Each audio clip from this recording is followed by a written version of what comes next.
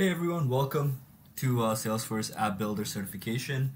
Today we're going to be covering how to become a Salesforce certified app builder. If you haven't had a chance to check out the Salesforce admin certification, please do so. That talks a lot about the basics of Salesforce. I would highly suggest doing that first, so that when you jump into this course, you'll understand some of the stuff that we're talking about, the vocabulary that we're using. Um, we'll talk about the agenda for the day today. I'll introduce myself. First of all, my name is Suta, and I'll talk a little bit about who I am and why we're here. And then we'll just talk quickly about the App Builder certification, and I'll kind of jump into what are some of the stuff that we'll be covering in this project itself. So I'm a solution architect, Salesforce solution architect. I have 6 certifications and over 6 years of experience in Salesforce ecosystem. Salesforce solution architect doesn't necessarily mean I'm working at Salesforce. So a lot of people do have that misunderstanding. Salesforce solution architect, you can be working at various different enterprise level companies. It can be finance, I've worked at roofing, so it can really be any company that has a very large Salesforce instance built out, and they need someone to kind of make sure that it's integrating with all the system, and it's as well as covering everything they required by the different teams. So a Salesforce solution architect will have that understanding of the whole system that everyone has built. So yeah, just keep that in mind. If you are looking to work at a smaller company, usually you're not going to find a Salesforce solution architecture role. You will probably find more of a Salesforce admin or a developer role. It is a Salesforce architect. It is more of a senior role. One thing I want to point out is, as a solution architect, I don't do any coding at all. So, which is actually really great. People are actually usually surprised when they hear that. I will solution something out. I know how to configure something, and I know when to use code. But a developer will actually do the coding, and that's the major difference between a solution architecture versus a technical architect, where a technical architect will understand the coding aspect of it much in detail than myself. My understanding is more like, okay, this is going to need some custom coding or custom visual force, and I'm going to get my developer to do that. Whereas a technical architect will be like, yeah, this is going to need some triggers, and it's going to do this.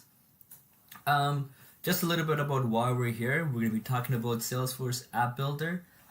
This actually used to be Dev 401, and it kind of highlighted a little bit of the coding aspect. At the same time, it still did focus on a lot of the point to click. And what Salesforce did was they actually renamed it as just App Builder, because they're like, well, we're not really doing a lot of coding in this certification. So let's separate this out.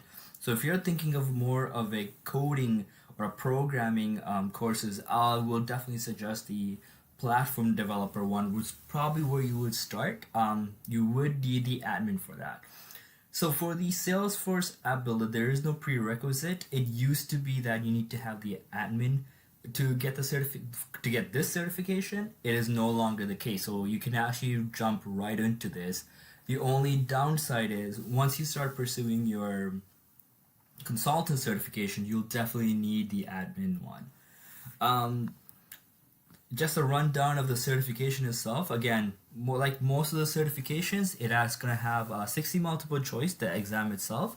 There will be extra 5 unscored questions, so it's a total of 65 questions, but you're only being marked on the 60 questions.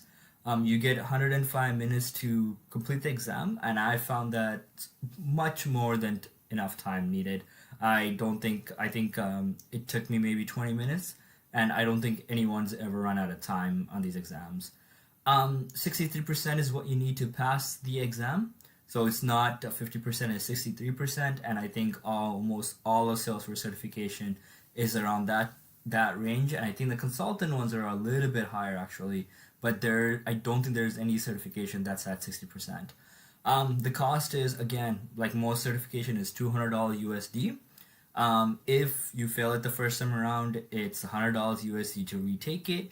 You got it if you want to register again, it's actually 24 hours in between before you can register for the retake, and you can retake the exam 9 times. Usually, if you need to retake it more than twice, I'll definitely say that take a break, make sure you study as hard as you can before you go for that try. The goal is, of course, to get it on the first try, but hey, like it doesn't always go as planned, right? Um, Again, you have two options for these exams. There is an online portion, which again you can do it from the comfort of your home. You will need a portable webcam. So if you don't have that, if you just have your laptop cam, it's not going to be sufficient. And the reason for that is somebody is actually going to be watching you through your webcam while you're doing your certification. So it needs to be placed in a way where the camera shows what's kind of around you as well. And of course, it's no materials allowed for this for the exam itself. It's a closed book exam.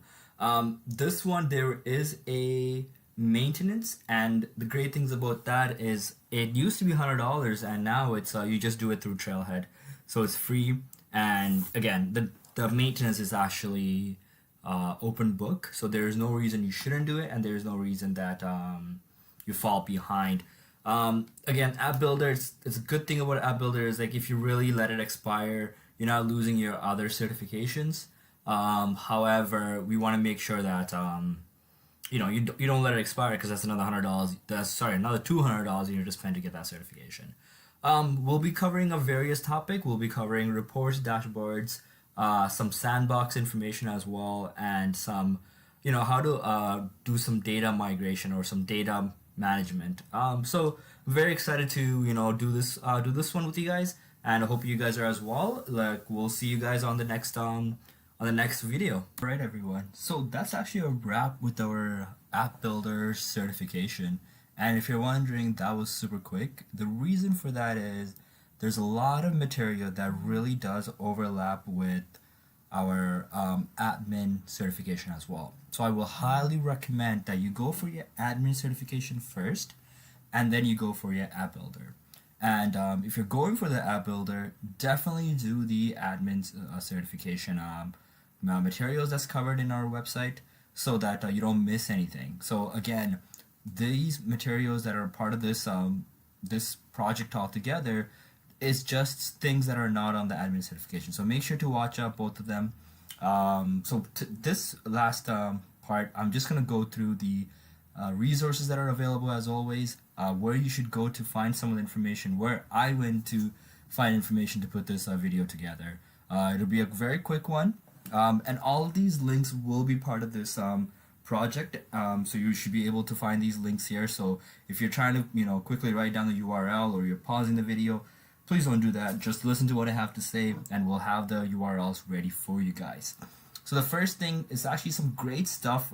Just as I'm preparing these things, these materials for you guys, Salesforce did something really great where they took all their certification information and moved it to what's our Trailhead. So all your information is in one place rather than you having to go to 4 or 5 different places. So if you go to this page right here, it talks about the certification itself, or the exam rather. You click on the exam guide, and that will download the PDF video.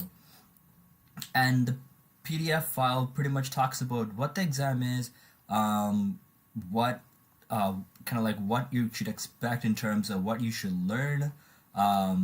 Again, this is probably you seen on our first session where we talked about the cost and the actual passing score and how many questions to expect, and it just talks about all the materials that that you need to kind of again have outlined in our Salesforce to become an app builder. You can always again just kind of Google these materials as well. If you want to get more information, there's a lot of resources out there for Salesforce. If you kind of go to the bottom, there's actually a trailhead that they prepared for you. So you click on this, and it again walks you through all the different materials, the trails you should kind of finish off, so you will know what you should have covered for the exam. Again, there's a lot of stuff here, and the reason for that is because there's a lot of these stuff that we did cover in our admin certification course. And again, if you this is the first time you're looking at Trailhead, it's a very great way to gamify it so that it keeps the learning experience really fun. Um, this one right here, this Quizlet, again, don't worry about trying to copy this URL. It will be available for you in our at the with our description.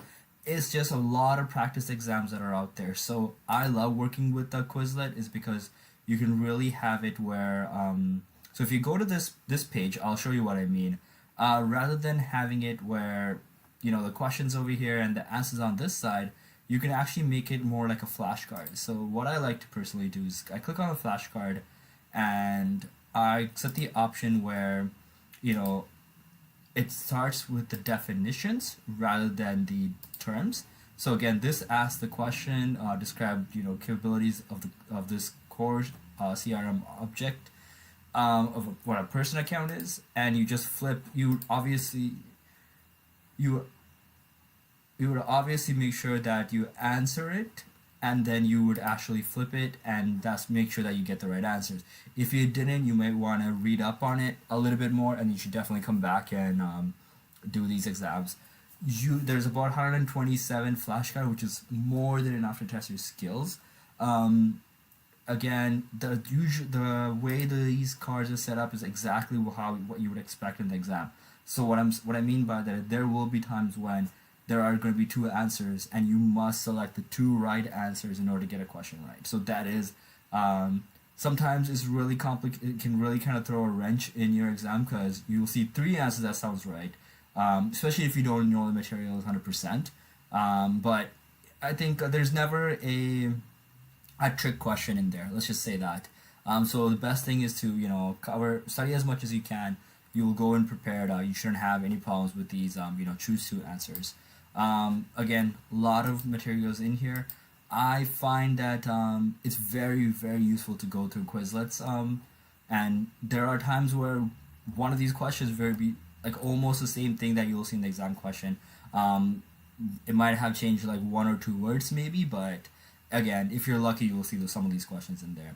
Lastly, this is a new website that I actually found, very similar to the flashcard. Again, practice exam, and this is kind of different where it's actually going to go take you through like an exam module where you're actually answering questions and you're pressing next. So you don't really know if you chose the right answer or not until the very end when you have to actually when you actually submit everything. So yeah, guys, like again, there isn't a whole lot of things I need to cover. One thing I'm really gonna advocate is the trailhead. That's your hands-on experience, along with the course material that we have made for you. It'll really help you guys prepare for this exam. Again, if you have guys and girls have any questions, just you can always message me. I'll be more than happy to answer those questions. We are definitely going to be continuing to prepare more materials for the different certification that Salesforce has to offer. So definitely continue to join us, and we look forward to see you guys again on the next project. Best of luck, guys, on the certification, and I'll love to hear the people that pass the certification. Hey everyone, welcome back. Again, we're going to be continuing with Salesforce App Builder certification. On this one, we're going to be actually talking about the different types of sandboxes Salesforce provides you with. Sandbox, think of it as pretty much a playground. On our very first, when we first started, we created ourselves a dev environment where we're able to kind of like, get our hands dirty, do some actual hands-on exercises. So just like that, Salesforce provides a dev environment for each production environment that you can handle.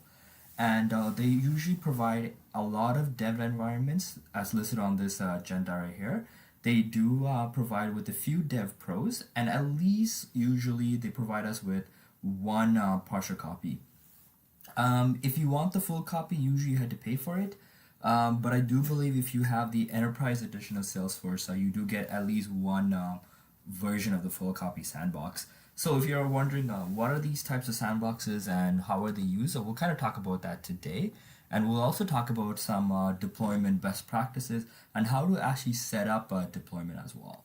So that being said, get started. So there are two types of dev sandboxes. There's a regular dev and then there's a dev pro.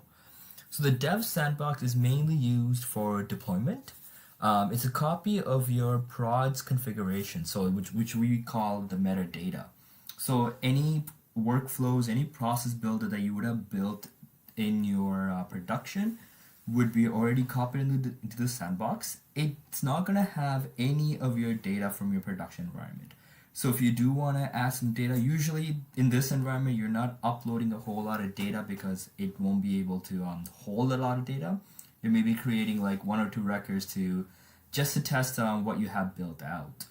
The difference between this and your Dev Pro, has a little bit more space, so you can use it for training purposes as well. And you can actually use it for some integration testing, again, just because it can hold a little bit more data. And one of the best practice in Salesforce is what happens is usually if there's larger teams, what we'll start doing is each team will have their own little sandbox where they're building, and they build whatever they're building, they kind of push it to a partial sandbox where everything is expected to come together and expected not to break each other. And that's the whole purpose of kind of building separately. So you're building with what's already there in production. A partial copy is usually used for testing environment, and it copies your configuration as well as a little bit of your data. You would actually use a template to kind of define which data is going to get copied over. And this environment is usually best for training. It's also good for integration and acceptance testing as well. I do have training there twice. Apologize for that, but it is good for training, testing, and acceptance criteria. Acceptance testing is usually when your stakeholders team will kind of test test what you have built out to make sure it is working as they expect it to, and the flow is again as they expect it to, and that's what acceptance testing is. This is again holds a lot more data, so it's great for it is great for definitely for training. And the reason for, you're able to get people in there, users that have never used Salesforce or maybe never used what this feature that you built out, they're able to kind of test that out and get comfortable with it before you kind of push it to production where they may not be ready. So it's always usually when a production environment is live and it's being used, it's always best practice not to build things in production, just because if you make a slight mistake, you could interrupt operation. You want to try avoid doing that. Especially when you're first starting out, it's always great to practice in a sandbox and make sure everything works as expected, and then push it to your production. Usually you're going to go through a dev sandbox, then either a full or a partial copy, then your production.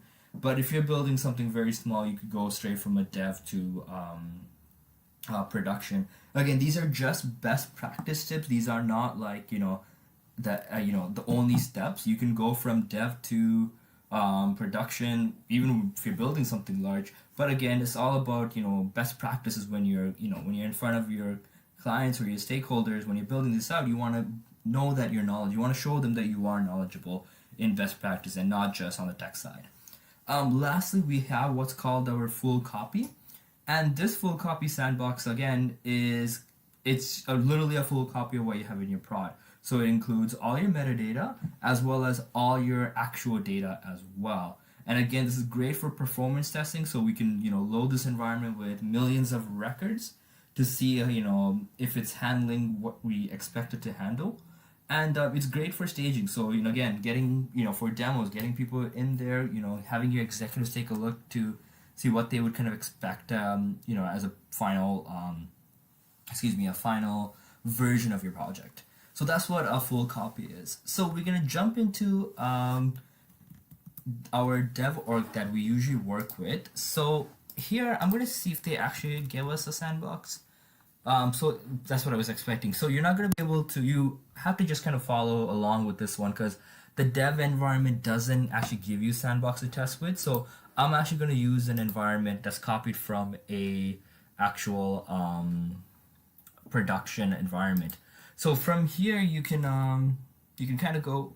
I'll show you kind of what it looks like. Again, this is a sandbox, you're not going to see it. So I'm going to go to deployment setting. And what I'm going to do is I'm going to go to this environment and I'm going to go into setup. So this is our actual live environment. So you might not see this right away.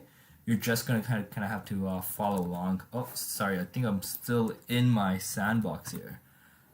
So just going to go log into my environment. Bear with me here.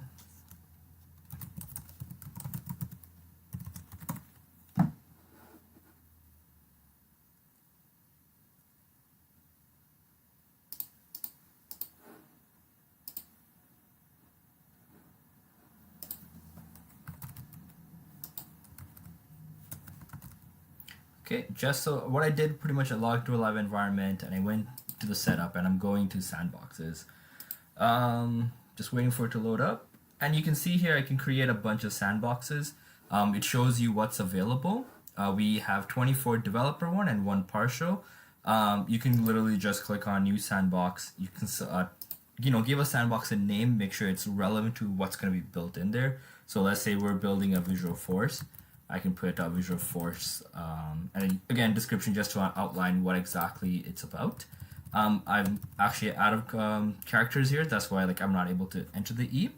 And it kind of says where am I creating this sandbox from? So as you can see, you can create a sandbox from another sandbox. Let's say you have certain things built out, and it's not in production yet. You can actually copy what's in that sandbox, and all you would do is you press next. And if there's an Apex class you want to add to it, you can. I don't have one. And you literally just press create.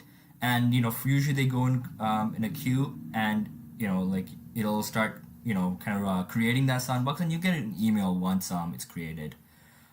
This sandbox is already created, so I just want to show the example. If I press login, it'll just open up a page for me to actually, enter the password and get into it. Refresh, what would happen is it'll override whatever is in here with what's in production. So you want to be careful. If you have something built out and that's not deployed, you don't want to create, you don't want to click refresh. Because if you do, it'll wipe it out and you kind of have to, start from scratch. So I am in this sandbox, so I went to deployment settings. And that's to, make sure that we set up, make sure that our environments are connected. Even though it's created from each other, it doesn't necessarily mean that it is connected. So again, I'm going to go to deployment settings on the production environment as well. And from here, so this is already connected. You can see this arrow indicates that pretty much changes can flow both ways. If that arrow wasn't there, you click on sandbox and you click edit, and you will just check this box off. It will be unchecked to begin with, so you're allowing changes to come in. And you can do the same thing here if you want to. If you're also pushing changes to our prod to sandbox, you can allow it here as well. It's not necessary. Usually doesn't happen that way. It's rare. I don't think I've seen a case like that. It's usually when you have an admin maybe doing some work in the production environment, and you got your a partner firm doing some big project in your sandbox, and they're just kind of pushing changes to each other just to make sure that everything's kind of up to date. So that being said, what would happen from here is you will type in change set. So let's say you built something out and you want to push that through. So you type in change set, and you're in a sandbox, so you're actually going to click on outbound change set because you're pushing things to production.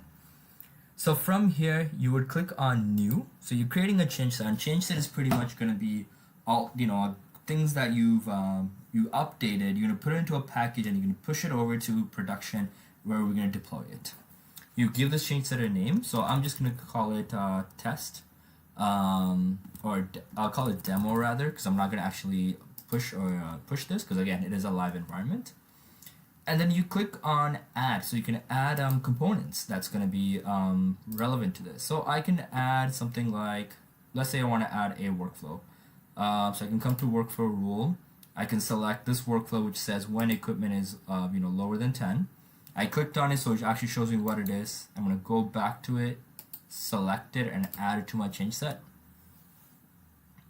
Once I've done that, Let's say I added a bunch of stuff. What I can do is I can click on view add dependencies, and let's say, so for example, I don't think I added the workflow, so I'm going to add the workflow again so I can show you guys an example of what exactly dependencies are. Let's go to workflow rule, and select this.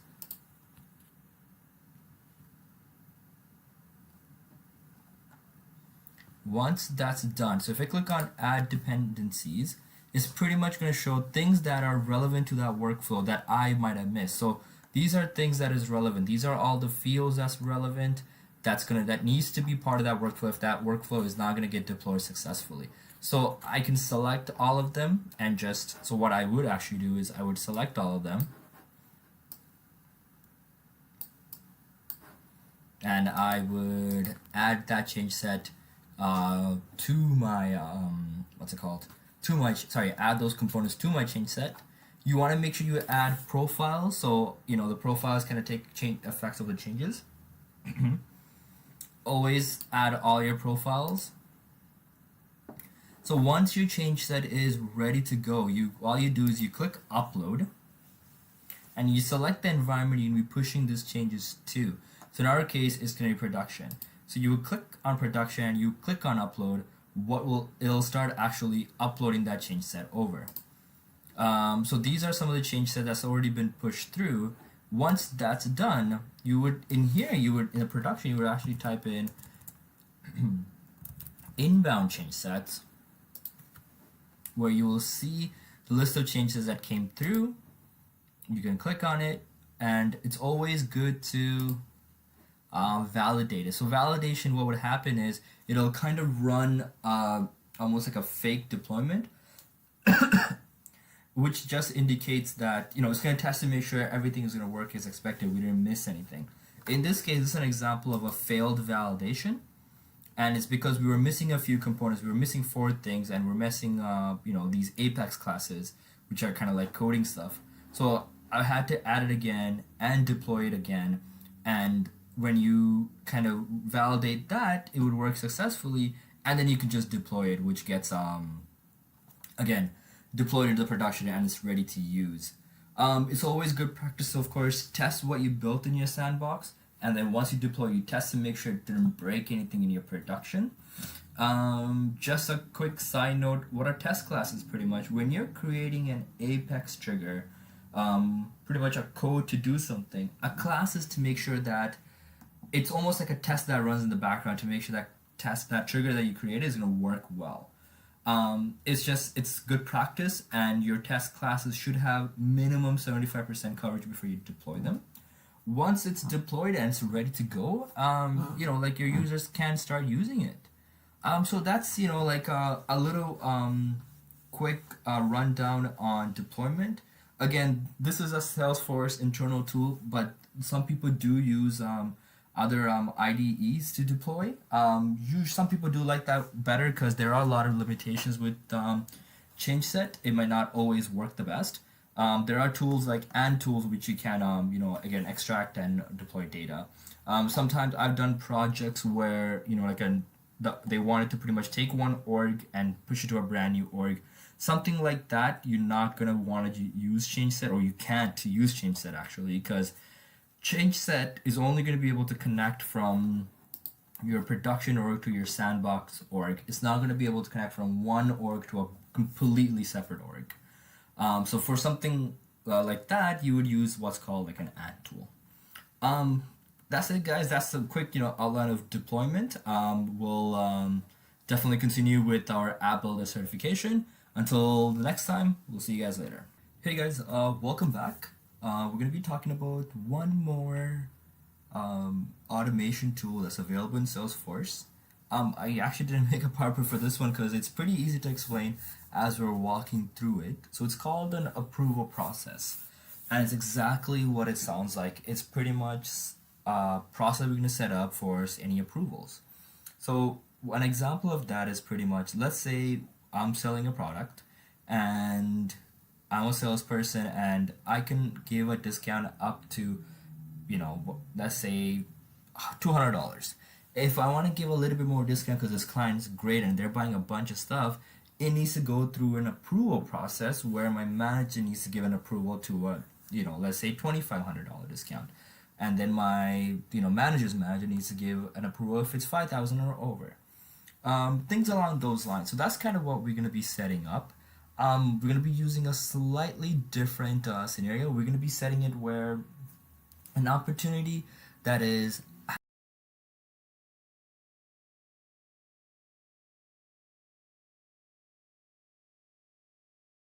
our manager before it gets before the dotted lines are signed. So if you have your Salesforce dev org, please do log in, and in the quick find we're going to type in approval process.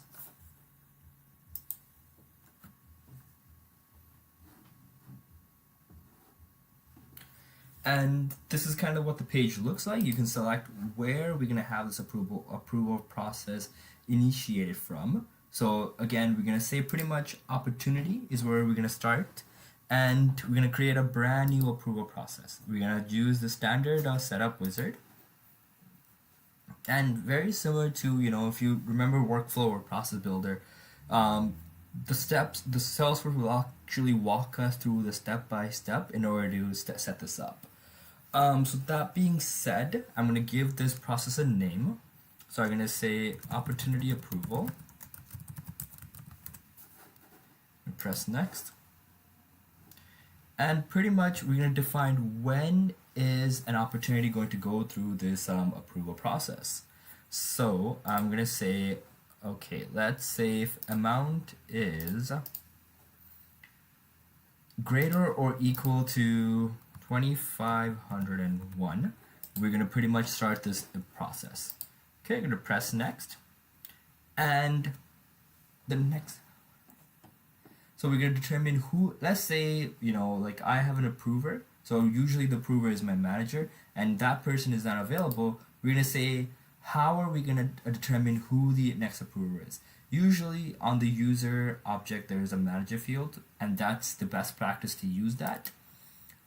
We can say that when a record is an approval process, who can actually edit it, edit that record. Usually what happens is when a record goes into an approval process, it goes into a locked stage. So usually, again, best practice is to allow only the administrator to edit it.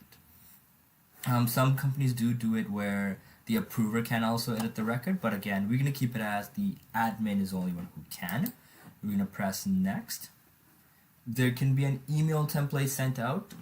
Again, this really depends on the number of records going through an approval process. If you have, 20 records going through an approval process in a day, you probably don't want an email being sent out. That's just going to get cumbersome. So you just want to keep it simple, and I'll show you guys, what it will look like once you, when you actually have an approval process pending. So you press next.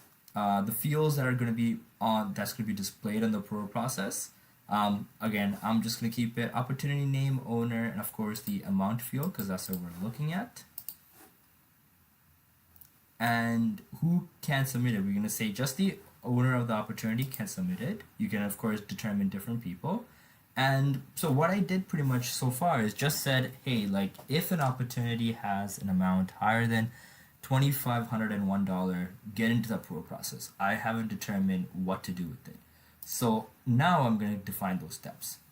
So pretty much step number 1, when op is equal or higher than 2,501, we're going to say,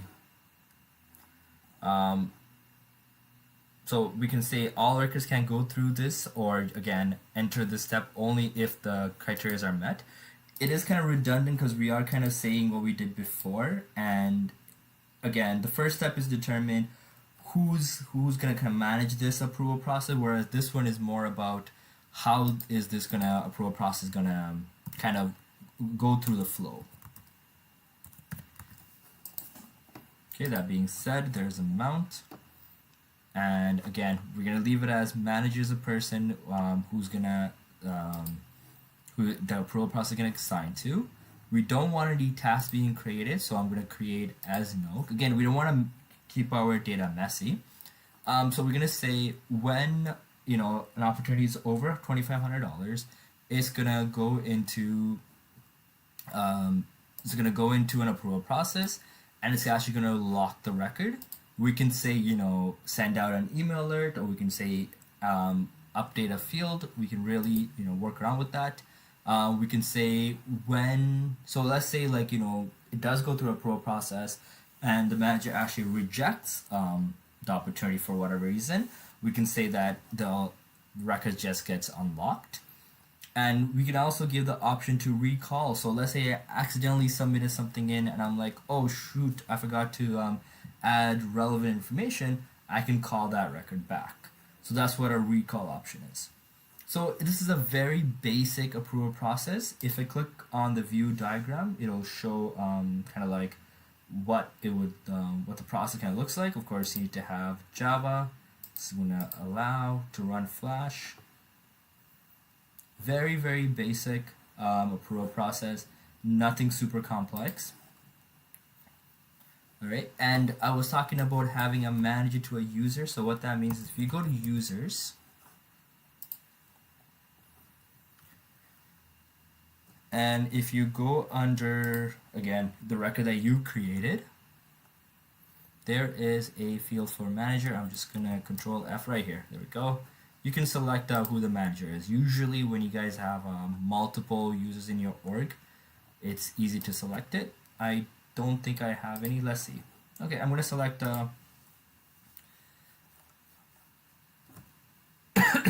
okay, so I can select myself. So if you do have another user, you'll be able to select that. And once you send something to an approval process, you will click on this app launcher and click on approval request. And you will have a list of items that need to be approved or rejected. What you should be able to do is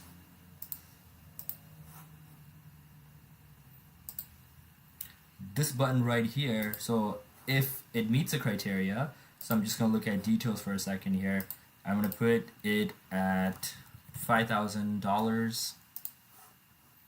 And I'm going to say now I should be able to submit it for approval. And I can, put a comment. I'm saying, why am I asking for the approval, or why am I submitting it for approval? I can put that comment in and submit it. It says no applicable approval process, and the reason I'm getting that error is because I don't have a manager attached to this user. You guys should have a secondary user set up, so you should be able to add that person as a manager, and you should be able to run through this approval process if you wanted to.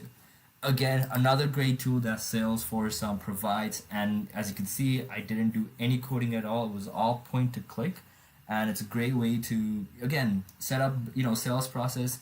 It doesn't have to just be in sales process. One of the companies that I worked for was a roofing company, and they did claims and warranties. So what we had done for them was simply set up a approval process where if their claims if their claim payout is more than X amount of dollars, it will kind of go to the tier 2, and then tier 3 if it's even higher than that. So again, approval process is a very powerful tool. It can be used for various different things, various different industries, and various different processes within Salesforce.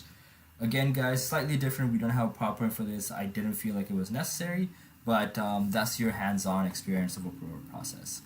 Hey everyone, welcome. We're going to be continuing our series on Salesforce App Builder certification. On this module, we're going to be focusing on two features in Salesforce. First, the data management feature. It's going to include a tool called Data Loader and another tool called Data Import Wizard. And we're just going to be kind of comparing those two and see how they kind of function and how you can use them really. And then we're going to be looking at reports and dashboards. Now, if you guys are wondering why these two topics are together, because it all kind of focuses on data management altogether. I do have a quick slide on Data Loader and Data Import Wizard, and for the reports and dashboard, I didn't add a slide just because I figured it's better just show you guys what's available. So Data Loader, it is for much larger set of data. So first of all, let's go to actually Data Import Wizard. So Data Import Wizard can insert, update, data into Salesforce instances, and it can be any sort of records really. It can be your standard object records, so things like lead, accounts, contact, uh, yeah, any campaigns, or it can even also be your custom object records. You can do up to 50,000, so you won't be able to handle more than that.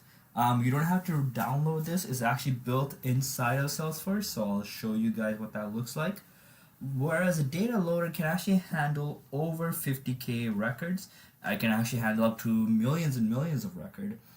However, it is suggested that if you do have million records, you're not using something like a data loader. You're using maybe like something like an MDM to kind of push the data from your source to Salesforce, because it just works much better. With data loader, one thing that it can do that data import wizard cannot is it can actually do mass delete. With that being said, we're gonna jump into our Salesforce developer org. So if you have not done this before, again, I would strongly suggest going to the app admin video, and it talks a lot about setting this up for yourself. I don't want to be spending more time again going through that again, so I'm kind of jumping right into it. First thing I would suggest is let's start with the data loader, and the reason I say that is you need to actually download it. It's not inside of Salesforce, so if you're on the setup page, just type in data loader and just select data loader over here under the integrations. And what you would have to do once the page does load up is based on what system you're using, you just download that for you. I already have it downloaded, so I'm just gonna open this up, and what we'll do is we'll leave it as it is, and then we'll come back to it. So you can let it download in the back end and just gonna follow along for the data import wizard. So what I started doing was I started typing the data import wizard in the quick find, and just click on data import wizard right here, and it's pretty straightforward. But before we continue, what I would suggest, you should have Excel, open up Excel, and we're gonna be creating a quick data set that we're gonna be uploading in here. We're gonna just be uploading a few account records. So I'm gonna put in account name as a header. I'll put phone number, and I'll put website, and just gonna add a couple accounts: Facebook, Google, and let's put Instagram. I'm just gonna put the phone numbers pretty just random stuff, and you can do the exact same thing. Again, the whole point of this is for us to be able to upload this in there, right? So you don't be too concerned about having actual real data.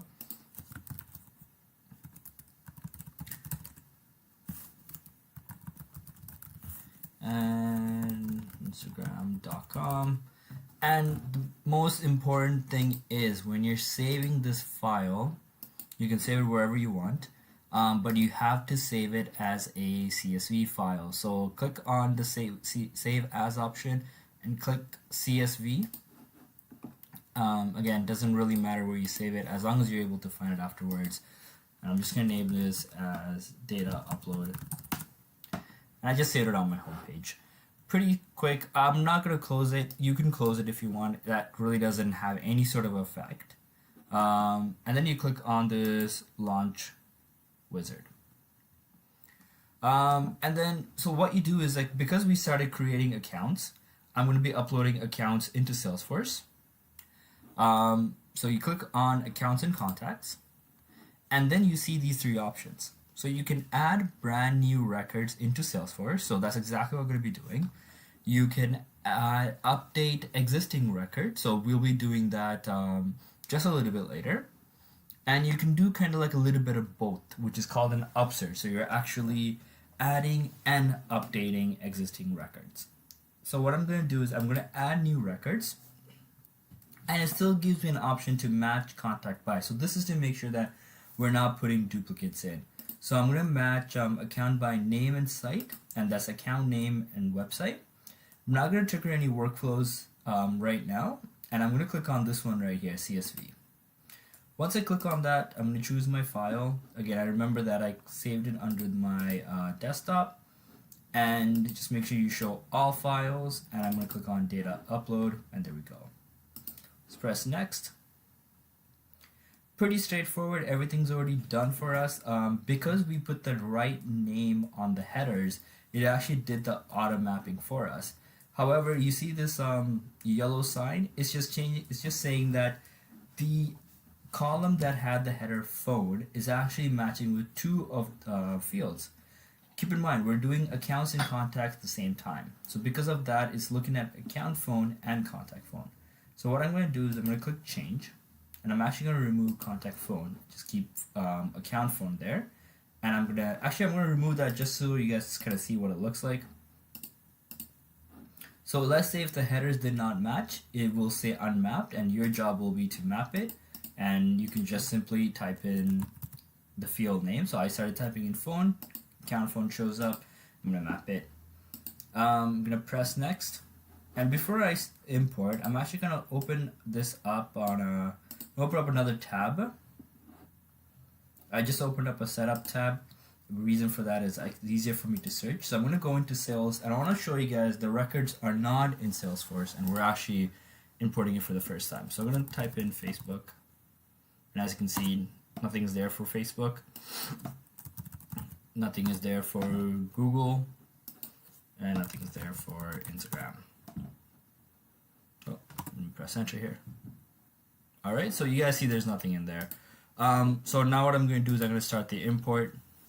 I'm just going to confirm. And pretty much this kind of gives me an outline of what happened. So there was 3 records that was processed. None of them failed. We didn't have to retry them, and the status is completed. So great. What I'm going to do now is I'm going to look for Facebook. And as I start typing in, as you can see, Facebook is already here. And that's the phone number that we put in, 1111. And I'm just going to show you guys that that's exactly what it looks like. I'm actually going to change this right now. Excuse me. That just to show you guys what the update looks like. So I'm going to save this now. We can, double check that Google is there too. There you go. And I'm just going to show you guys that Instagram is there. And there we go. Alright, so what I'm going to do is, this is perfect. So I'm going to go back to the list of data jobs. Actually, I'm going to just type it in here again. It's easier for me to navigate that way than try to go back. Again, type in data import wizard. Same thing, launch the wizard. It's the great thing about data import wizard, it kind of really walks you step by step, versus a data loader, which you'll see that it's not necessarily going to be like that. It's going to be slightly different. I'm going to keep things as it is. I'm going to upload my file. Oh, I'm already on the desktop folder. Just need to see all my folders. Upload. Again, pretty straight, exact same thing, and that's why I'm kind of running through it, because you guys saw it in detail on the first time around. And I'm gonna start import wizard.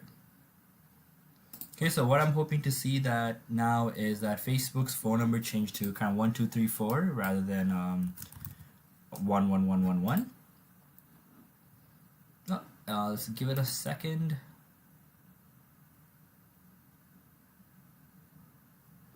Okay, let's make sure our file is updated, because maybe if our file wasn't updated, this of course will not change. Okay, yeah, our file is updated, but Excel is kind of weird because it did this. It put this into this. It rounded it, so it's possible the data did not get updated. Let's take a look. Yeah, so it's very possible the data did not get updated. Sometimes it does take a few seconds to show the changes. So what I'm going to do is I'm actually going to leave it as it is for now, and I'm going to change this up and get it ready for the data loader. So I'm going to change this to maybe Snapchat and keep the phone number as that. and Twitter. Can't think of really a lot of social media platforms, and Pinterest.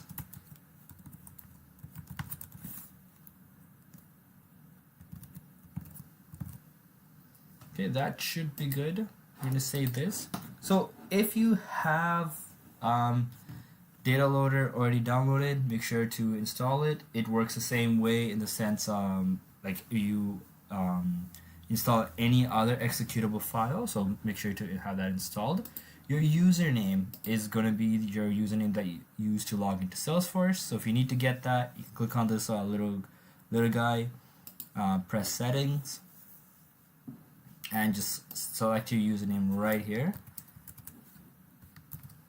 Your password is it's a little tricky because it's not just the password that you use, it's actually your password plus your security token.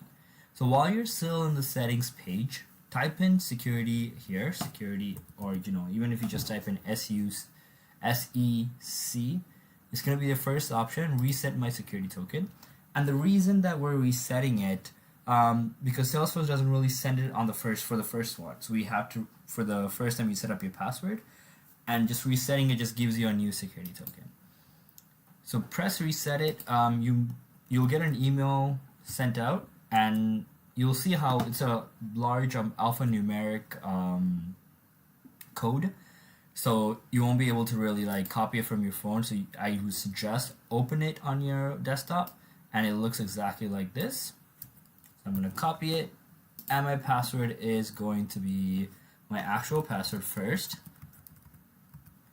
And you just paste what you just copied, the security token, and then your Salesforce login URL is just going to be what you see here. Now, keep in mind, mine kind of looks weird. As you can see, it's cutting off some of the words. It's just been doing that for some time. I'm not sure what the reason behind it is. Yours shouldn't necessarily look like that. If it does, it's not a big concern. Pretty much your first box is username, your second box is password, and your third one is Salesforce login URL. Of course, make sure that you're on password authentication and press login. So if you see something like fail to send request, that means that this URL is just being weird. So what I would suggest is we're going to do what's called switching to classic. So you're going to click on this little boy again. At the very bottom, you should see switch to classic. And the reason for that is Salesforce, the data loader doesn't recognize Lightning URL. And it just depends on the version of the data loader you have. And you just press login. Okay, maybe my password is wrong. So I'm going to try to put that in again. And I'm going to put my security token in again, hoping it works this time. Yeah, I don't think I copied my security tokens correctly the first time around. As you can see, there's a lot more characters here. Press next, and I'm going to go back to Salesforce and just switch back to Lightning version. Now, what you see here, that classic version, don't stress too much about it right now. It will be covered a little bit later in part of the app builder. So once you are logged in, it's very similar. One of the biggest difference you'll notice right away is that accounts and contacts are separated, which is always great. So I'm going to choose account. Very similar. You're going to click on looking for a CSV file. You're going to open CSV. You're going to press next. And it's going to tell you how many records I'm going to be uploading. You don't see a sample like you do in the data loader. So we're working with the assumption that we're doing everything correctly. You can choose an existing map. What that means is, well, let's say you're uploading, thousands and thousands of records. You create a mapping of the fields to the column header. You want to save that because your second set of data, if it has the same sort of mapping, you can just reuse that. So I'm actually going to create a brand new mapping, and you can first click on the auto match. And what it will do, the system is smart enough to look at your column header and pull in field names that match that header. If for whatever reason it's wrong, you can of course take it out and just try to find the right column. Once that's done, again, if you want, you can save the savings. You press OK, You press next. This directory right here is showing you where you're gonna save your error files. So another major difference between data loader and data import wizard is that data loader is going to spit out two files, a success file and an error file. An error file will outline what the error is and why we couldn't upload a record. A success file, of course, will just say record installed successfully. So we'll take a glimpse at that. Press finish. It's just going to again double check, are you sure you want to proceed? Yes. There we go. We have 3 success. So if I click on the error, so of course there was no error. If there was, we'll have an explanation right here as to why the error have occurred, and it could be various different reasons. It could be the format of what we're putting in. It could be maybe if we're updating a record, maybe the record doesn't exist. I'm gonna click close, view successes, and there we go. Right, so it's giving some weird account name. Let's take a look at our Excel quickly. I might have uploaded the wrong Excel. Let's take a look at our Excel.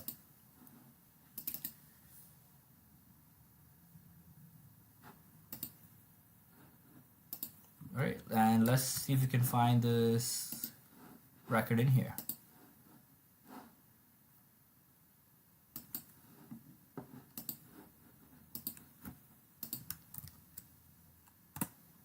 Alright, so for some reason I can't find that record. Let's take a look why we couldn't.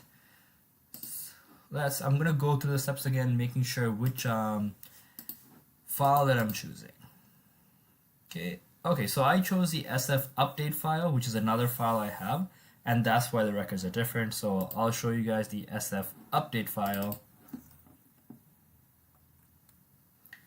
Here we go, and that's the reason why they're so different. The data that I put in is from this file, so if I look at Tabinda, it's still the same steps, and this was more of a user error rather than a system error. If I look for Tabinda, here we go. Again, let's take a look at that file, and I'll show you guys the data does match up.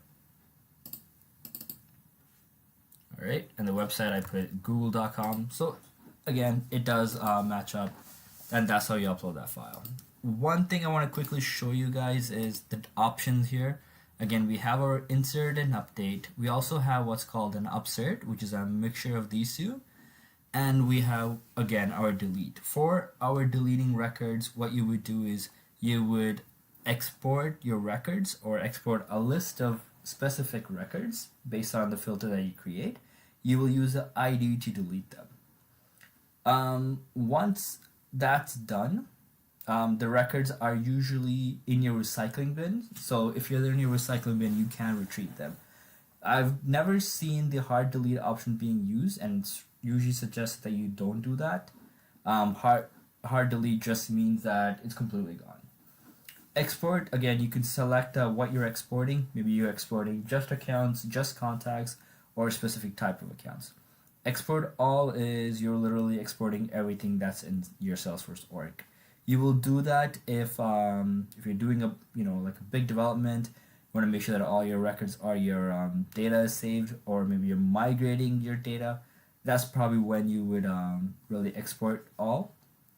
It's just a way to back up your data. So that's kind of like your data management. What we're gonna do now is gonna jump into reports. And reports are pretty much, it's like a report that you see in Excel. You're able to create data, group your data by different information, and just different ways to see your data.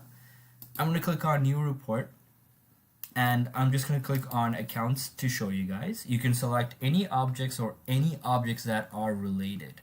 So again, if you did the admin videos or projects, you will remember jobs, and jobs are attached to accounts and candidates, so you're actually able to see that as well.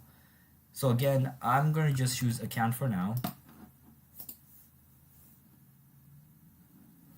Alright, so these are a list of accounts that are in there. I can choose which fields I want to show. I can remove the last, maybe I can remove the billing field if I wanted to. I can, pull in any other fields that's on my Salesforce org. So I can pull in an account number if I wanted to. I can take that out. So here's kind of we choose what fields to show, and here we choose what to group them by. So I can group all this data by type if I wanted to. And what it would do is it'll say type A here, and if there was a type B option, it'll show it there. Because we're looking only a small set of data, I'm going to go to filters, and I'm actually going to, you can, again, this is where you would add filters, and I'm going to say, you know, pretty much show me every single account that's in Salesforce. You can choose, if you had it at custom, you can choose different timelines here, or you have different timeline options right here as well. So I'm going to do all time, and as you can see, here is a type. So type, these fields don't have a customer type, that's why it's a hyphen, which indicates that's blank. There's customer direct there, and there's customer channel. And I'm going to save this as accounts by type. We can give it a description if we wanted to, and all I'm going to do is I am going to run this report. So this is what this report looks like. It shows the number of records, and it's grouped by, again, the different types. I can add a visual presentation. Again, I can add a bar graph, or I can add a pie graph, or donut graph rather. With the donut graph, I can show percentage. I can really get, you know, really start customizing it to my liking or to my executive's liking. Next, what I can also do is I can edit this, and I can pretty much tell the system, okay, you know what, I don't want to see any accounts that are blank. So I'm going to click on filter again. I'm going to put in the field type, and I'm going to say does not equal to blank. Okay, and as you can see, it took away a bunch of them, and the record number increased, and I can just save and run. So this is an account. So sorry, this is a report rather, and it shows, you know, like information, and you can add graphical information. You can also have this scheduled, so you can have it so that it's scheduled to send out to people that want to see this information. You can also subscribe to it, so you can say, hey, send this to me, you know, on a weekly basis every Wednesday at 11 p.m. if you wanted to. So you can, again, do various different things on this with this report. And dashboard, it's a combination of bunch of reports, and it's just a visual representation of various reports. So what I'm actually going to do is, before I jump into dashboard, I'm just going to customize this to show one more maybe set of data, so that I can have two components that I can add.